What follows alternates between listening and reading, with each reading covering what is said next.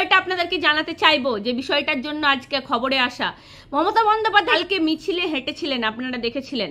সবাই বলছিলেন আহা মমতা বন্দ্যোপাধ্যায় দলটা ভেঙে গেল, মমতা বন্দ্যোপাধ্যায়দের অহংকার হয়তো চূর্ণ বিচূর্ণ হয়ে গেছে, মমতা বন্দ্যোপাধ্যায়রা এই মুহূর্তে দাঁড়িয়ে এদের সাথে এরকম করা ঠিক হচ্ছে না। যারা বলছিলেন তাদের উদ্দেশ্যে এই ভিডিওটা, কার্যত এদের ঔদ্ধত্য আর অহংকার এখনো কমেনি।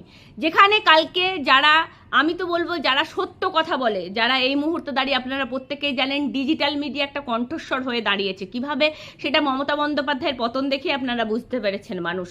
তো সেই জায়গা থেকে দাঁড়িয়ে কালকে যেভাবে মমতা বন্দ্যোপাধ্যায়ের মিছিলে কয়েকজন ডিজিটাল মিডিয়ার সাংবাদিককে, মহিলা সাংবাদিক এবং পুরুষ সাংবাদিক যাদেরকে হেনস্থা করা হলো, তাদেরকে কিভাবে ঘিরে ধরে শারীরিক মানসিকভাবে তাদেরকে কিভাবে হেনস্থা করা হয়েছে, সেই দৃশ্য আপনাদেরকে আমি দেখাচ্ছি। আপনারা দেখতে পাবেন যে কিভাবে হেনস্থা করা হলো। এদের ঔদ্ধত্য আর অহংকার, যদি সরকারটা ক্ষমতায় থাকতো তাহলে এরা কি করতো। আপনারা যারা বলছিলেন না জাহাঙ্গীরকে আহা গো কান ধরে ঘোরানো হচ্ছে, কি কষ্ট হচ্ছে, যারা বলছিলেন না, যারা মানবিকতার প্রশ্ন করছিলেন না, যারা মানবিক দিক থেকে ভাবছিলেন, তারা দেখুন তাদের উদ্দেশ্যে এই ভিডিওটা, কিভাবে মিডিয়াকে গদি মিডিয়া করে এই ধরনের ব্যবহার করেছে।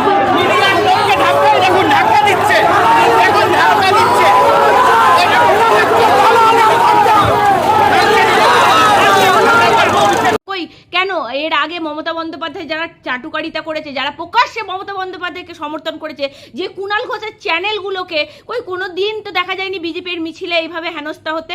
বিজেপির মিছিলে এইভাবে কখনো হেনস্থা হয়েছে? একটা ভিডিও ক্লিপিংস দেখান তো, গদি মিডিয়া বলে বা কুণাল ঘোষের চ্যানেল বলে বা মমতা বন্দ্যোপাধ্যায়ের জাগো বাংলাকে, যেটা মমতা বন্দ্যোপাধ্যায়ের অফিসিয়াল মুখপাত্র ছিল, তাদেরকে কোনোভাবে হেনস্থা করা হয়েছে? একটা ফুটেজ দেখাতে পারবে?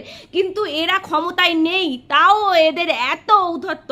অনেকে বলেছে অহংকার চূর্ণ হয়ে গেছে, কিচ্ছু হয়নি এদের, এরা যা ছিল এরা তাই রয়েছে।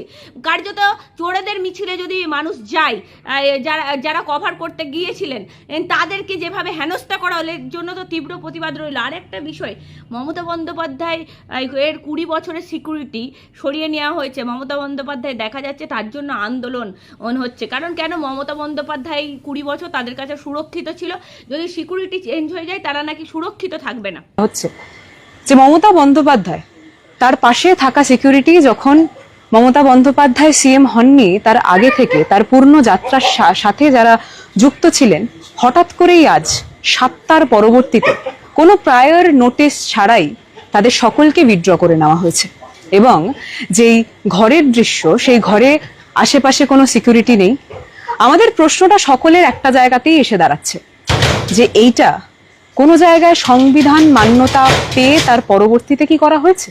আমি একটাই কথা এই উদ্দেশ্যে বলতে চাই, যে মমতা বন্দ্যোপাধ্যায় আপনিও নিশ্চয়ই জানেন যে সিকিউরিটি কিন্তু যেগুলো শুভেন্দু অধিকারীর রয়েছে, আরও অন্যান্য নেতাদের রয়েছে, তাদেরও কিন্তু সিকিউরিটি চেঞ্জ হয়।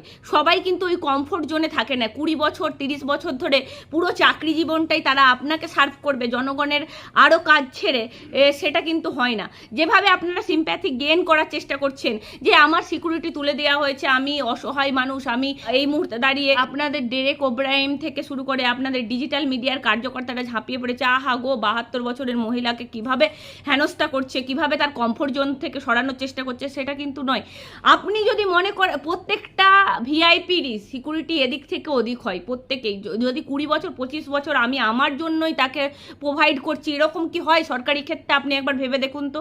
সরকারি জায়গায় আর সরকারি স্থানে মানবিকতার কোনো জায়গা নেই। আপনি দেখেছেন তো মানবিকতা দেখিয়ে বা এই যে নেপোটিজম করেছেন তার ফল কি হয়েছে?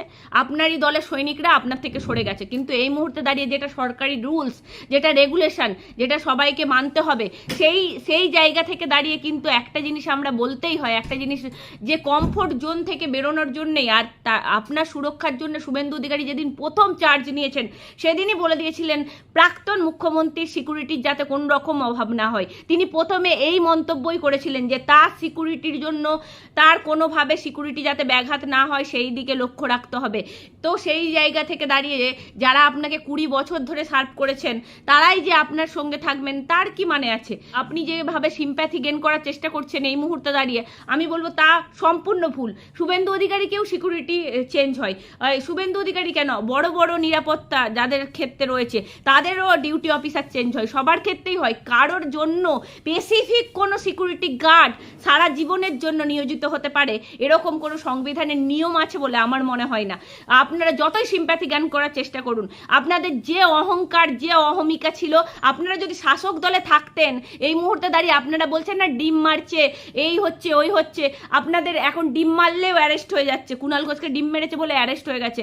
আপনারা যদি শাসক দলে আজকে থাকতেন, বিরোধী দল হয়ে আপনারা যেভাবে করছেন, শাসক দলের যদি ভূমিকায় থাকতেন, আমরাও এই জীবিত অবস্থায় কথা বলতে পারতাম কিনা সেটারও সন্দেহ রয়েছে। কারণ আপনাদের যে অহংকার, যে ঔদ্ধত্য, কালকে যেভাবে গদি মিডিয়া করে যেভাবে সাংবাদিকদের উপর হেনস্থা করেছেন, তার জন্য তীব্র নিন্দা জানাই। আর যে মুখগুলো আইডেন্টিফাই হয়েছে, অবশ্যই মুখ্যমন্ত্রীকে বলবো, মাননীয় মুখ্যমন্ত্রী যিনি রয়েছেন শুভেন্দু অধিকারীকে বলবো তাদের বিরুদ্ধেও ব্যবস্থা নিয়ে। এরকম জায়গায় গিয়ে আমি বলছি নিউজ 18-এর সাংবাদিকদেরকে চটি চাটা বলতেন শুভেন্দু অধিকারী, আমি বলছি এখন কি তাদেরকে বলছেন? তাদের ভূমিকায় তাদেরকে বলতেন, কিন্তু ওইভাবে তো হেনস্থা করেননি কখনো। কোনো বিজেপির মিছিলে নিউজ 18-এর সাংবাদিক বা জাগো বাংলা সাংবাদিকদেরকে কখনো হেনস্থা হতে হয়েছে? কুণাল ঘোষের চ্যানেলের সাংবাদিকদেরকে কখনো হেনস্থা হতে হয়েছে? তাহলে কেন কালকে হেনস্থা হতে হলো তার জবাব আমরা চাই। কিন্তু কড়াই গন্ডাই এই মুহূর্তে দাঁড়িয়ে ডিজিটাল মিডিয়া কিন্তু একটা সক্রিয় ভূমিকা পালন করছে। সেই ডিজিটাল মিডিয়ার যদি গায়ে হাত পড়ে, সেই ডিজিটাল মিডিয়ায় কণ্ঠস্বর যদি রোধ করার চেষ্টা করা হয়, তাহলে কিন্তু তার পরিণাম ভালো হবে না। আমরা আইনের দিকে যাব এবং আইনের দিকে গিয়ে আমরা সম্পূর্ণরূপে আপনাদের যে কটা মুখ ছিল ওখানে তাদেরকে আইডেন্টিফাই করা হয়েছে, কারা কারা ছিলেন আমি খুব ভালো করে চিনি তাদেরকে, খুব ভালো করে চিনি তাদের উদ্দেশ্য। পরবর্তীকালে আপনারা যখন মিছিল বার করবেন আমি নিজে যাব। কি গদি মিডিয়া, আপনাদেরকে গদি মিডিয়া বলা, এই যে একটা হেনস্থা করা, একটা নাম দিয়ে দিয়া নিজেরা চুরি করবেন, চুরিটাকে যদি ধরা হয় তাহলে গদি মিডিয়া হয়ে যায় না? নিজেরা মানুষের চোখের জল ফেলিয়েছেন, কয়লা থেকে, গরু থেকে, বালি থেকে, খাদ্য থেকে, গম থেকে, চাল থেকে, কি চুরি করেননি? তাহলে আপনাদের এই চোর এইগুলো যদি আমরা ধরি, কোনো রকম অ্যাডভার্টাইজমেন্টের মধ্যে গিয়ে নবান্ন দ্বারা আমরা পরিচালিত ছিলাম না, সেই প্রশ্নগুলো করলেই আমরা গদি মিডিয়া হয়ে যাই। এই মুহূর্তে দাঁড়িয়ে আপনাদের এই যে নক্কারজনক কাল ব্যবহার করেছেন তারও ব্যবস্থা হবে, নিশ্চয়ই আইনগত দিক থেকে ব্যবস্থা হবে। আর নেক্সট দিন যদি এরকম দেখি, আমিও থাকবো মিছিলে, দেখি কেমন গদি মিডিয়া, আপনাদের কি ক্ষমতা থাকে এইভাবে মানুষদেরকে হেনস্থা করার চেষ্টা যেভাবে আপনারা করেছেন কালকে, তার পরিণাম কিন্তু আপনাদেরকে ভুগতে হবে। নমস্কার।